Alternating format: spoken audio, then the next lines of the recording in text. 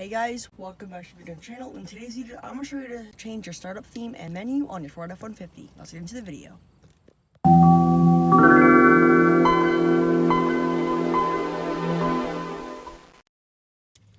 Alright, so to start off, you want to turn the truck on, not the engine, just turn it once so that you have that come up on this thing here.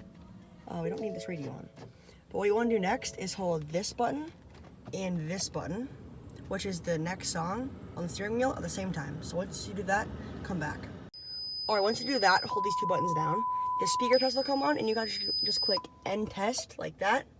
And what you want to do next is go to test settings and then go to the theme here. Right now it's on Ford Timeless, which is the default that is programmed to from the manufacturer. So you want to click that right there. And you can choose any one of these different options here. Even has some Lincoln options here. But we are going to pick the Ford Mustang, like so.